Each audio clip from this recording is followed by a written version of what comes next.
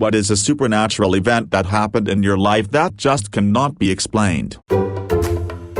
Early into my now wife and I's relationship, I had a dream about her in childbirth, very vivid and long, like I spent days in the hospital with her and everything was in a strange twilight. When it came time to deliver, things went very wrong and she and baby ended up passing away. I woke up quite shook naturally but brushed it off. I am a nurse and have had to deal with traumatic op situations before, and I choked it up to me dealing with that stress through a dream. 6 years later and my wife is pregnant. I have forgotten the dream by now. I get a call late into the 3rd trimester while I am on shift. Wife is going to the ER for a bad BP. I get off my shift and go to meet her. As soon as I step into the room I remember my dream. It's the same damn room, which is extra spooky because the hospital we were at wasn't even built when I had the dream. This is last year, right when lockdown started. My wife is admitted they want to wait a week to deliver if possible. She will be kept in a twilight state until that time. So it's me in this room eerily isolated as the world around us is frozen and my wife is incoherent mere feet away. Lingering for days in this room I brushed off my dream, trying to manage my anxiety and stress. Come showtime my wife gets ready to begin pushing and it's exactly the same scenario as my dream. Things start going poorly, but the doctor thinks delivery is still possible. But at this point I finally freak out into full panic, and demand a C-section for my wife. The doctor I can tell wants to argue but I think my outburst made her step back and reassess the situation and she made the call for emergency C-section. Took 10 minutes for me to get taken back and as I'm in the OR I see my baby come out lifeless. They do everything they can and manage to resuscitate her. In the meantime my wife is doing poorly and they are scrambling to control her bleeding. I follow the baby out knowing there's really nothing I can do. Baby gets life flighted to another hospital. But before we go I see my wife stable and headed to the ICU. Both my wife and baby are critical but alive. Today they are both thriving and my baby is 16 months and just a tornado of energy. I don't know that they would be alive if not for that dream and it causing me to freak out and demand a change in plan. Fuck man, this one hit me. I had vivid daydreams about my wife dying in childbirth. Through her whole pregnancy, she had to get induced 2 weeks early for high BP. After 18 hours of stalled labor they said they needed to do a C-section. After my daughter was born, my wife, who is a doctor, says, "Don't panic, but the drug they just ordered, I'm bleeding out." We had long discussions before the birth that if the baby had to go to recovery I would go with the baby. No matter what. I told her I loved her and followed the baby. It was the longest hour of my life. My wife is healthy and fine, but she said she saw the look in my eyes that I truly believed I was saying goodbye and it broke her heart. Many years ago, my parents had separated and my father was planning on taking a trip across the country to California. He was pretty excited about it. I talked to him the day before he's leaving. Wish him well and tell him I'll talk to him after he gets to California. The day of his trip, he calls me and tells me he decided last minute not to go. Refuses to really get into why. Just says he changed his mind. Seemed really odd for something that he had been planning for a couple months. That night I'm sitting at my girlfriend's house and we're watching the news, and they report that U.S. Air Flight 1493, the flight my dad was supposed to be on, collided with another aircraft while landing in Los Angeles. About 25% of the people on the flight were killed. Hard to know how my dad would have made out, because it really depended on where you were sitting, front versus back of the plane. It was several months before he finally told me that night before he was supposed to leave. He had an extremely vivid dream that he died in a fiery plane crash, so vivid that it scared him out of flying that day. My dad is a Marine Corps Vietnam veteran who saw combat. I can only imagine how vivid the dream must have been, to scare him out of getting on that plane that morning. Edit. Believe it or not, I've never actually watched Final Destination. Now I have to see it. Super minor compared to many in this thread. Night before Thanksgiving 3 years ago I was across the country at my parents'. driving back to theirs with my now wife from a friend's house. As we draw near, there is some type of bundle in the middle of the road. I stopped and pulled off to move it, and it turned out to be a barred owl that got clipped by a car. Long story short, I spent the rest of that night getting the owl into a puppy cage, gave it some food and water, and the next day dropped it off at a wildlife rescue center. I got home the next week, all the way across the country, New Jersey to Oregon. I stepped outside and there was a barred owl sitting on my fence watching me. It was gone by the time I got back, but now I know I'm straight with all owls.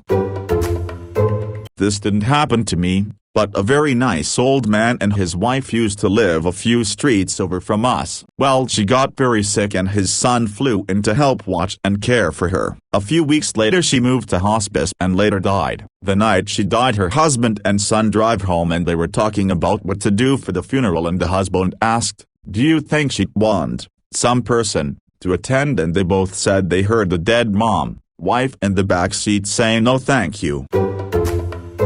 I have an idea of what may have happened, but I cannot definitively say how this happened. My father died in 2000 in my parents' house. I was over one night pretty late after my mother had gone to sleep. I swear I could feel my father's presence, as I was right in the spot where he had died. They believe he had a heart attack while laying on the couch, tried to get off the couch to call for help but fell on the floor and died, though no one else was home when it happened. I was on the couch when this happened. Anyway, I thought to myself, this is stupid. People don't leave essences behind. I'm not feeling anything. So, I say out loud, if this is really you, Dad, knock a box of cereal off the shelf onto the floor. I wanted to pick something I didn't think could happen by accident. I went into the kitchen and watched the shelf with the cereal on it for a few minutes and nothing happened. Since it was almost midnight, I decided to sleep in my old bedroom. I woke up the next morning and went downstairs and a box of cereal was laying on the floor. I say to my mother,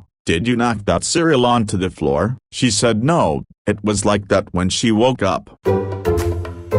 So, what the fuck, man? However, my mother had a cat. I'm guessing the cat did it, but I don't know for sure. If she'd gotten on the shelf, everything would have been knocked around and messy from her. Everything else was in its normal position. Just a box of cereal was on the floor. I mean, regardless, it has to have been the cat, right? Edit. My mother also told me, months before this happened, that she felt my father get in bed with her one night after he died. She said, "Go away, Greg, you're dead. You don't need to go to bed anymore." And she says she felt him get out of the bed after that. Weird. My mother despised my father by the end of his life, though they remained married. It's not surprising she told him to GTFO. My mother died a day or two after my daughter's 5th birthday. I saw her in the day of the party. When I didn't, I was finally able to have a seat. I sat next to her and something didn't feel right. She had become very bloated and I told her. She said it was from her medicine and she was given water pills that would help. I still didn't feel right, but I was so preoccupied with the party that I didn't delve deeper. She had a heart attack. I was usually the one to push her or bring her to doctor visits, and I very much so regret not trying to that day or the next. I love and miss you every day. Having 2 serious suicide attempts in the past myself, I can say that there is nothing anyone, even my closest of friends and family, could have said to me to have changed my course of action either time. I am fortunate to be alive and am finally in a good place, but when I was preparing to leave life behind me, I was just not reachable. I don't mean to say that it is hopeless trying to help those who are suicidal, but that's such an incredible amount of pain to be carrying that getting through it and through to the person holding it is miracle level stuff when it happens. I hope you can get past the regret. That's heavy stuff. My buddy and I were playing tennis one night at some courts by my house. Lights usually went out at 11, but for whatever reason that night they went off at a weird time, like 10:43. Whatever, that was weird. We collected our stuff and started walking to my car about 500 feet from the courts. My buddy's mom pulls up right as we're getting to my car and goes, "Where the hell have you been? I called your cell and some guy was just laughing. It didn't sound like you. It was then my buddy realized he didn't have his phone on him. He told his mom to call his cell again and we could see it light up in the middle of the court we were playing on, by the net, but still definitely in between the single lines, not at all where we kept the rest of our stuff. He goes and gets it and only has the one missed call from his mom. The one she just made. He asked if she called the right number and her call log showed 3 calls to his phone all that night. We can't explain why the cell was on the court or what happened with the calls or what happened with the lights. It was surreal. I was out with my parents, and it was late coming back home. At around 2:30 a.m. we were at a traffic signal. A homeless guy comes and knocks on the window of the seat where my mother was sitting. As she rolled down the window to give him money, he said, "Check what is happening at your brother's house." He proceeded to take the money and walked away. Probably thinking that he was a bit crazy in the head, we didn't bother and went home. Next morning Mom gets a call from her brother's wife. He has had a heart attack, at 2:30 a.m.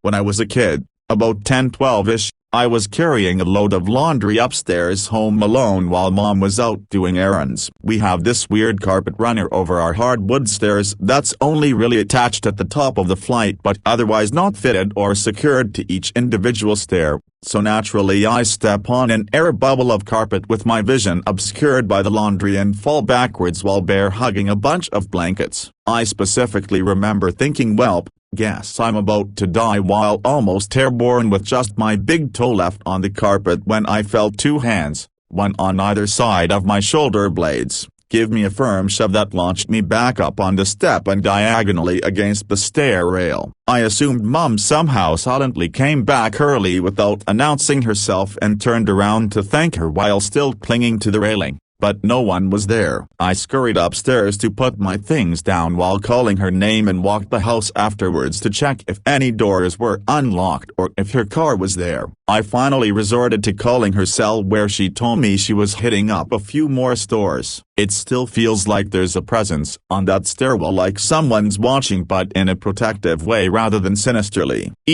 Thanks for all the awards. I'll have to holler to the stairway ghost and let it know the internet loves it. We had a stair ghost too. When my mom was heavily pregnant, she used to sit in front of the fire in the den with the dogs at her feet. One night, both dogs jerked awake and proceeded to watch someone climb the spiral staircase. But nobody was there. She's pretty sure it was her mom, checking that our bedroom, twins, was ready for us coming. Because the dogs were calm and she said she just felt this really reassuring presence. Fast forward 6-ish years and I woke up one night to find my mom sitting at the end of my bed and basically running a soothing hand up and down my leg. Said to her the next day that it was really nice, or something along those lines. I was young, and she was absolutely terrified because she didn't come into our room. My mom is the spitting image of her mom, so I'm guessing it was my grand soothing me back to sleep.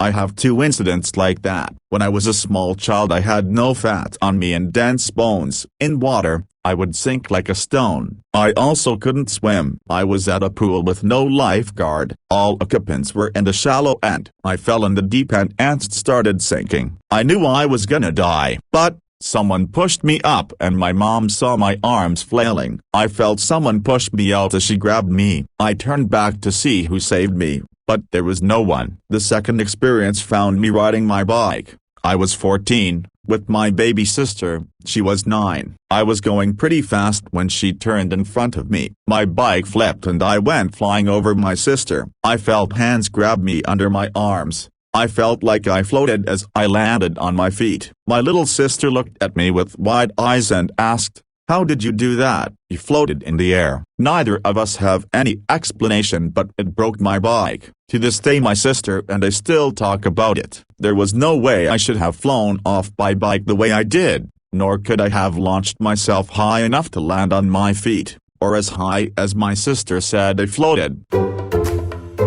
My son, now 10, was 4 and was able to name my grandmother, by name, by a picture of her when she was in her 20s that was in storage that my mom and I were going through. She died before my wife and I even met. He said she was the lady who taught him how to do his silly laugh. Context: His silly laugh, as we called it, was a laugh that sounded just like my grandmother's. The reason it was so specific and silly was that my grandmother had a brain aneurysm when my mom was in her teens. It paralyzed the left of her body, including vocal cords and lips, and gave her a very distinct and odd-sounding laugh.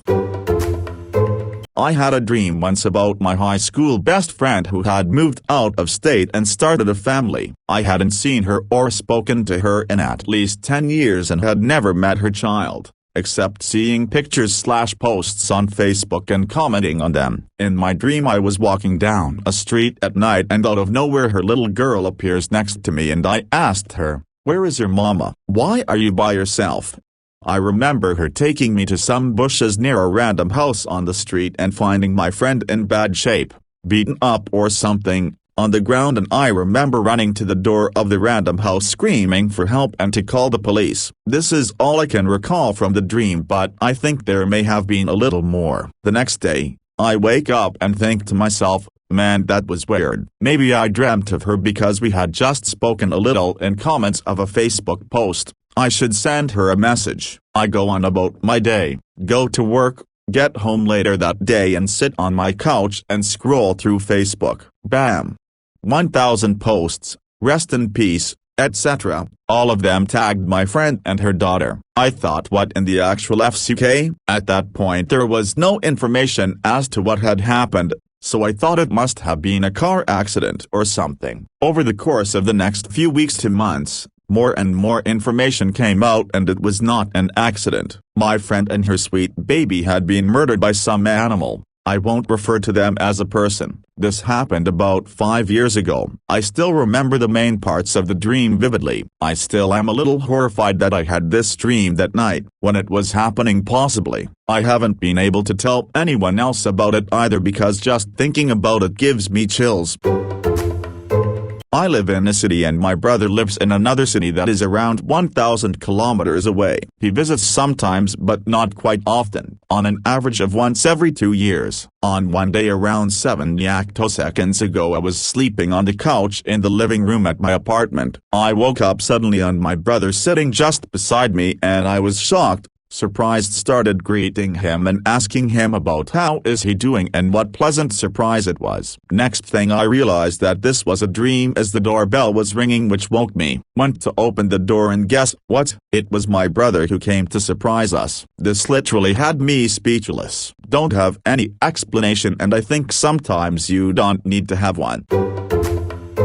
Working as night security for a small office at a sanitation plant. Building was a single entrance and you had to check in at the security station to get in or out. A worker shows up and checks in saying he needs to take care of a few things and grab some stuff. So I check in his ID and flip a few lights for him, then go back about my business. Fast forward a few hours and my shift is about to end. I still haven't seen the guy come back, so I go patrol the building to find him and literally can't find him anywhere. He's not in any of the areas I turn lights on for him, no other lights are on, and he's not in any other rooms. I stop by security to see if we just missed each other and he's trying to leave, but nobody is there. I do a second patrol and still no signs. At this point I went to check cameras to see where he went, but he's not on a single camera except the one covering the entrance and security station. He turns down a hallway and never shows up on the next camera down said hall. At this point I lagged it as an incident,